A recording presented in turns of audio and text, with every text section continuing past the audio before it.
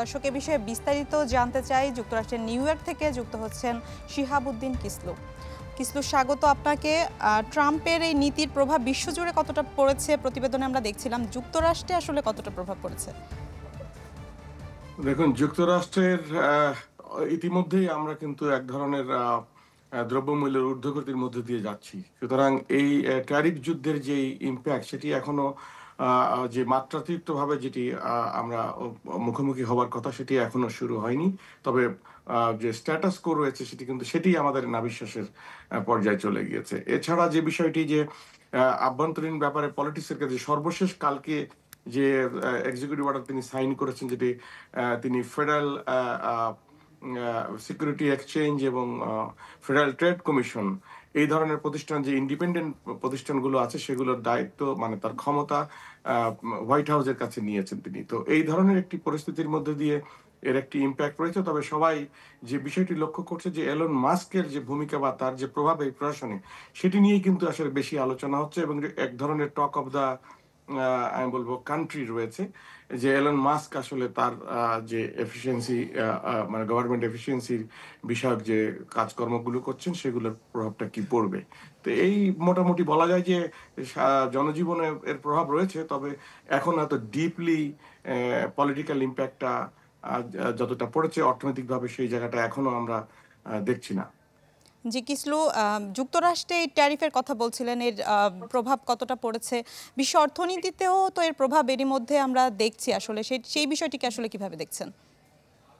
দেখুন, অবশ্যই এটি অত্যন্ত গুরুত্বপূর্ণ বিষয় যে যুক্তরাষ্ট্র কিন্তু বিশেষ করে ট্রাম্প প্রশাসন তার অর্থনৈতিক যে যে আমেরিকা ফার্স্ট যে অর্থনৈতিক উন্নয়নের যে জায়গাটা, উন্নয়ন বলতে যে তাদের যে সমস্যা ছিল সেটি কিন্তু কাটিয়ে ওঠার জন্য দেখেন যে ট্যারিফ যুদ্ধের মতো একটা স্ট্র্যাটেজি, এটা একটা কৌশল নিয়েছে। আমার কাছে মনে হয় যে বিষয়টি যে রিপাবলিকান পার্টি এর আগের বারও যেটি করেছে সেটি হচ্ছে যে রিপাবলিকান পার্টি কিন্তু একটু যুদ্ধ অর্থনীতির উপর নির্ভরশীল ছিল, আমরা দেখেছি অতীতে।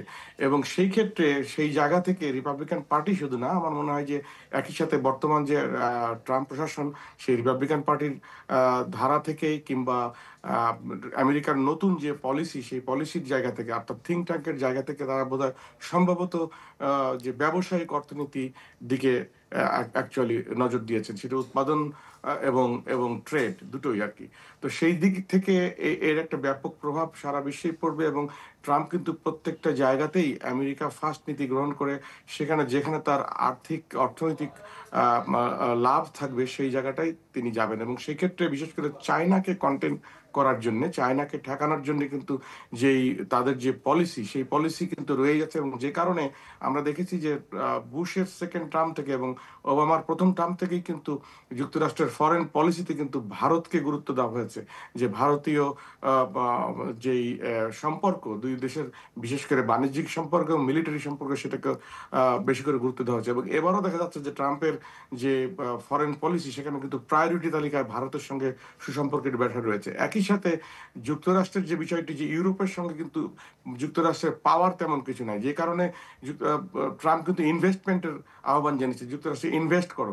এবং বিশেষ করে তৃতীয় বিশ্বের দেশগুলো বা উন্নয়নশীল দেশগুলোর দিকে ট্রাম্প ফোকাস দিচ্ছে, বিশেষ করে সেই জায়গাগুলোতে তার তার যে জায়গা সেটা হচ্ছে ব্যবসায়িক জায়গাতে সে ফোকাস করছেন। তবে মূলত ইউরোপের মধ্যে যে একটা তাদের যে একটা অবস্থান ছিল সেই অবস্থান কিন্তু ট্রাম্পের ফরেন পলিসি দেখা যাচ্ছে চেঞ্জ হচ্ছে এবং তিনি ইউরোপের দিকে ঝুঁকে গেছেন এবং তাদেরকে কিন্তু বলেছেন যে এখানে ইনভেস্ট করতে হবে। তো সেই দিক থেকে আমি দেখছি বা আমরা সবাই এখানে যেটা উপলব্ধি করছি এবং এখানকার রাজনৈতিক বিশ্লেষকরা যেটি বলছে যে এই অর্থনৈতিক আমরা দেখছি যে অর্থনৈতিক যে ফরেন পলিসি ট্রাম্প প্রশাসনের, সেটি কিন্তু এটা ব্যাপক প্রভাব পড়বে এবং সারা বিশ্বে কিন্তু এক ধরনের পরিবর্তন আমরা লক্ষ্য করবো। তবে তার জন্য জি কিসলু, ধন্যবাদ আপনাকে। নিউ ইয়র্ক থেকে আমাদের সাথে যুক্ত হয়েছিলেন শিহাবুদ্দিন কিসলু।